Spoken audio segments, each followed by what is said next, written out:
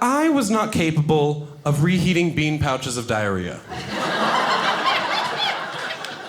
So let's jump right in. I am a middle school theater teacher by day. Thank you, it's a sacrifice I make for our society. And I feel like I'm pretty good at it. I've been doing it for 8 years. And last year, I was the state's Middle School Teacher of the Year award winner. Thank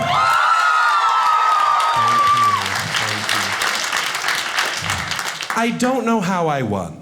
I have been working in public education for 8 years, and I do not have a teaching license.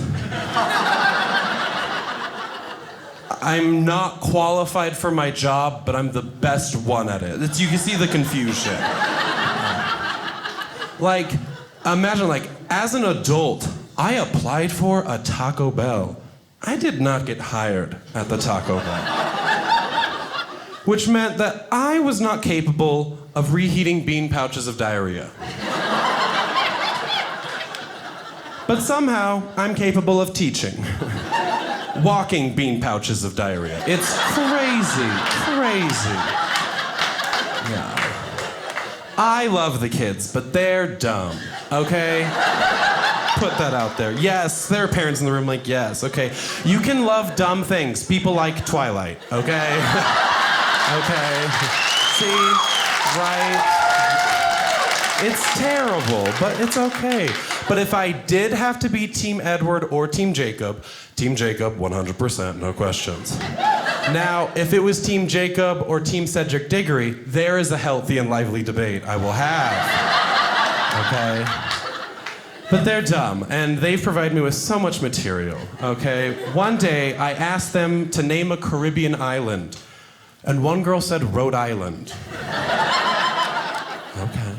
A student asked me if I was married. Before I could even respond, another kid was like, "Do you see Mrs. in front of his name?"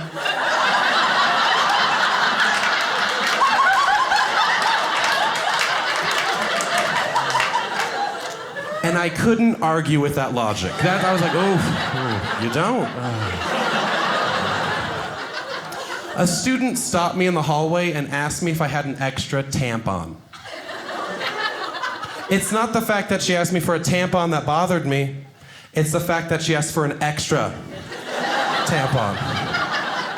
Like it was somehow implied or a given that I had one. So I gave her my last one, and now I'm out. As a theater teacher, I have some weird errands to go run. I put on all the plays, and one year I needed a wedding dress. And I was like, great. I'll just go rent one at a bridal store. Easy. I walk in. Hi, I'm in need of a wedding dress. And the girl looks at me, and I was like, oh, it's not for me.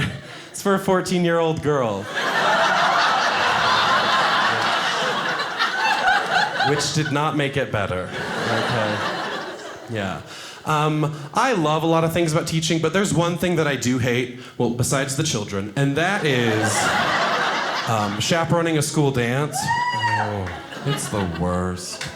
You just walk into this gym and it just smells like puberty and Axe body spray. And there's like an edible wall as you walk in. And I've categorized the boys into 3 groups. There's the boys that dance like this. Like the alligators at feeding time at the zoo, you know. Yeah. I call them the cool kids. And then there's the boys who do the tap routine from Be Our Guest from the Spring Musical. It's like foot lap, shovel, step, ball, change. But to Katy Perry's Dark Horse, and it works. And you're like, I don't... Those are my theater babies. Those are my children. And then there's the 3rd group of children. They play tag. I don't know what's wrong with them. I would like to go in and help, but my chaperone duty's the hallway because I need that fresh air because I can't go in there, so I just let them suffer. But then the slow music comes on, and I get a little bit of PTSD because I flash back to when I was in 8th grade, and a girl asked me to dance, and I was not ready. Okay, we need to understand that as a child, I cried in public a lot, and I've never outgrown it. In 4th grade, we had to write a short story, and I wrote a 23-page short story about the game Guess Who. I felt like every character needed a full backstory. So while I'm reading it in front of my class, my eyes dry out, probably about page 13, I don't know. You know, because I was staring at the page for so long. Like, I wasn't crying because the art was beautiful. Like, it was nominated for a Pulitzer, but that's so different. So, but like, I start crying, and then in 6th grade, this girl drew a picture of me on a horse and wrote, "You are my knight in shining armor," and put it in my locker. And then I opened it up, and friends found out about it and made fun of me, and I cried out of shame. So now we've established I cry because of dry eyes and shame. Back to the dance. So I don't know what to do with my hands, okay? I was like, ooh, what do I do? Because I want to put them on the shoulders. Anatomically, that makes the most sense. I'm very tall. She put hers on the waist. But I put my hands on her hips as the patriarchy demands. But I don't want to touch her because that's gross. So I just hover like a 1/4 inch off. And we're swaying, and I'm mouth breathing. And I'm like locked into her eyes. I'm like, wow, they're so blue and beautiful. They're like Zach's from Saved by the Bell. And we're just swaying, and the song is Eve 6. Here's to the night we felt alive. Here's to the tears we knew we'd cry. And at that moment, because of the intense staring, one lone tear came down my face. And I went to go wipe it, but en route, I grazed the upper front, and so I just like panicked, and out of shame, I ran to the bathroom and I cried. And I promised that day that I would never touch a woman again. Thank you. I've kept my promise, so thank you. My favorite thing about teaching is the drama the kids bring me. I love it so much. And so one day this girl was just like, "Hunter talked to me at lunch." And I was like, "Hold up, stop the lesson." "What?" "He is the cutest boy in 8th grade. What is he doing talking to you?" I'm baffled, but like, good for you. I needed to go get a massage the other day, so I went to the front desk and I said, "Hey, I need a massage." And they were like, "Cool. You're in room 5, dress down to your comfort level." I'm like, "Easy, naked." So I go back in the room, get situated, face down. My massage therapist comes in. And he's like, "All right, what can we work on?" I was like, "You know what, my lower back's been killing me. I'm on my feet all day at work." And he's like, "Okay, that's gonna require working into the glutes." And I was like, "Sounds fair." So he starts working on my back, and he starts making some small talk, like, "What do you do for a living?" I'm like, "I'm a teacher." He's like, "Where do you teach at?" And I name my school. And he says, "Oh, cool, I went there." And then I was like, "How old are you?" And he said, 19. For those of you keeping track, I've been teaching for 8 years, which meant that I was in a room, naked, with a former student. And he touched my bare butt. And I was like, oh, maybe he didn't take my class, maybe he doesn't remember me. And so halfway through, he has me roll over, and I was like, ooh, I am not opening up my eyes. Not like, oh, fancy seeing you here. Like, we're not gonna do that. I've run into students at Target, and that's fine because we're fully clothed, but this situation, I'm not okay with. And so at the end, I was like, oh, he didn't recognize me. And then he taps me right here on the way out and says, "Good to see you, Mr. Erwin."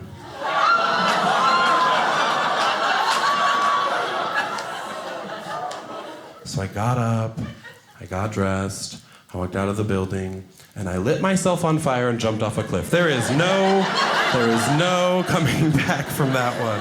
There's no coming back from that one. What was I gonna do next? Oh, right, yeah, when I chose to be gay. Thank you, that's the appropriate response. Thank you.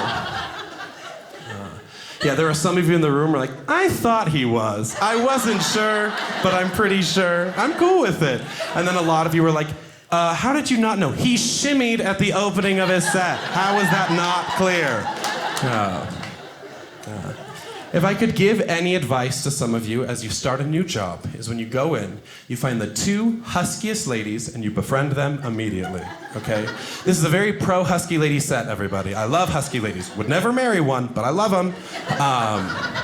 So, like, if you ever, like, some people smoke a pack a day, they eat a snack pack a day. Like, if you ever need tapioca, Stacy's got some. Like, we're good. Like, and then the other day they added me to the, the other day they added me to the Husky Ladies group chat.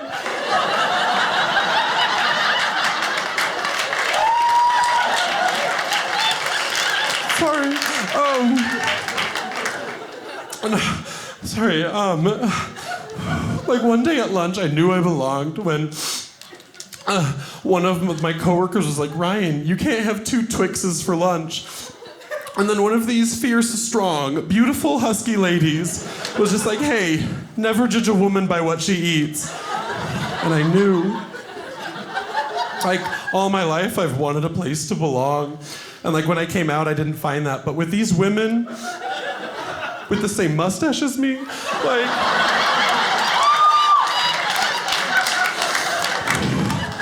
Sorry. What centers me is thinking about me being famous. So like, well, look at that, I'm already happy. Look at that. I just want to be famous. So, the other day I was on a walk, and this guy almost hit me. And I am kind of hard to miss, okay? So he almost hits me, and I say, hey, watch where you're driving. Well, I didn't say it like that, it was more like this, like, hey, watch where you're driving.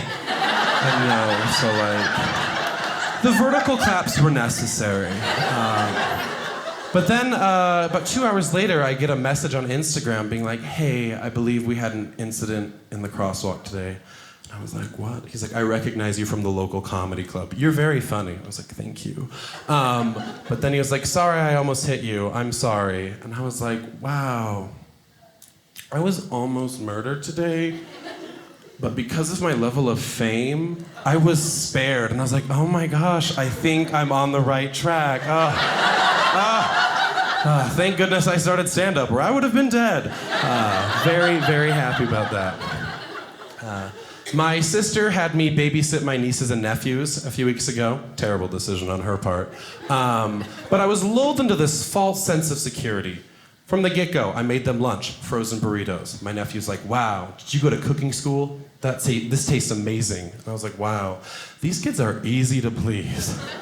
Also, what does my sister feed them? Like, this is literal garbage, okay?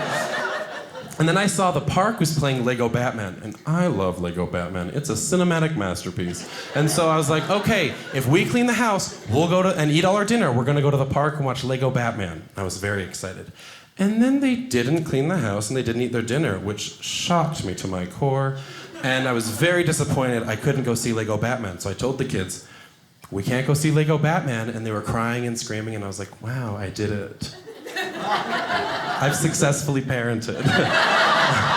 It's not that hard. Like, it's crazy. So to reward myself for my good parenting, we went to the park to watch Lego Batman. Thank you.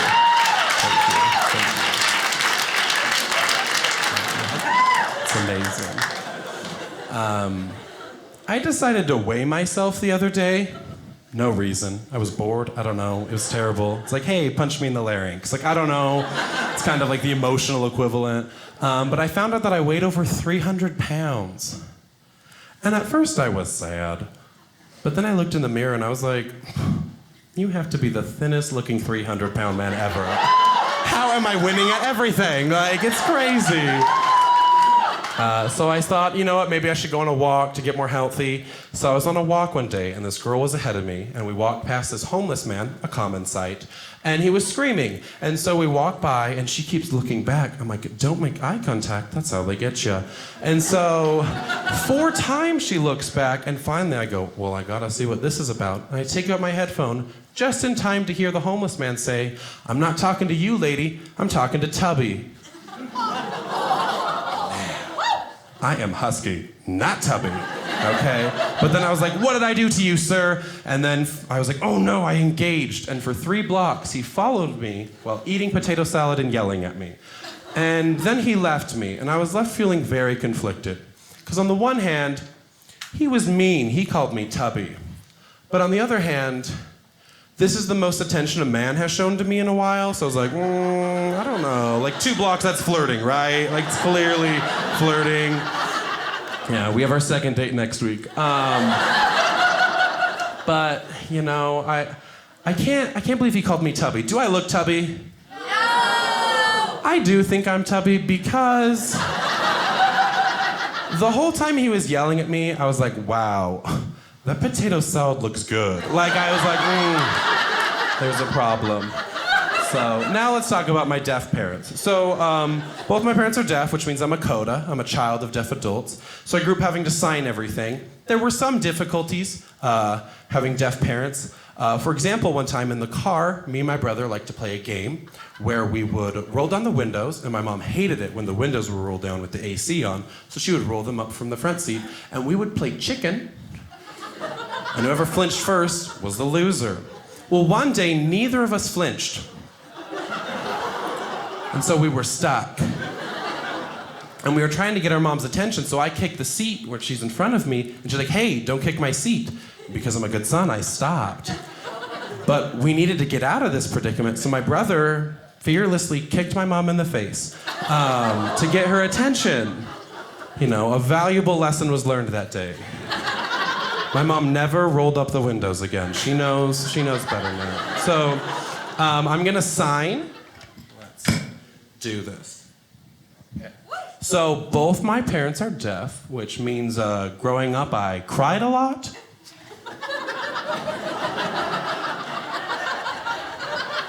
It takes some time for some of you. Yeah. It's okay, you can laugh at that. My parents won't hear. They won't. Yeah. My mom's favorite movie bothers me. It shouldn't, but it does because it doesn't make any sense. Her favorite movie's The Sound of Music. Like, the title is teasing her. Like, that's not right. You all thought the talk was awkward with your parents?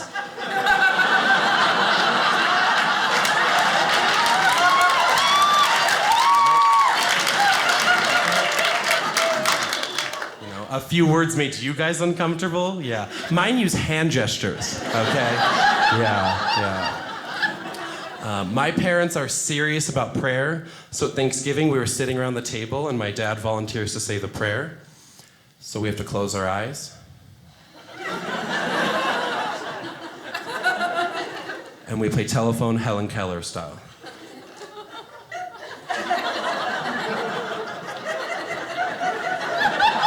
And we're passing the prayer on like a bowl of mashed potatoes. I'm next to my dad, so when I get to amen, I open up my eyes, all the food is gone. I was like, okay, there's got to be a better way. Yeah. My favorite is I usually close my show with these jokes, and one time a lady was like, hey, my sister's deaf. Those jokes were offensive. And I was like, well, the jokes weren't about your sister, so unless Janine knows Mark and Kathy, like, I don't see why you find any of this offensive. And I was like, if anything, I'm being inclusive. I'm signing. I'm letting them in on the joke. I'm so great. And also, my parents love these jokes. I told them these over dinner at a restaurant one time. My mom still doesn't understand why the Sound of Music one is funny. She doesn't.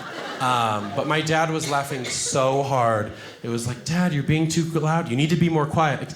So I didn't say it like that. I was like, Dad, you need to be more quiet. Thank you, guys. Have a good day. Local man robs Wendy's with alligator. We're the alligator boys now. And the lady, if he's sitting with the bank, should be going, Mom, Mom,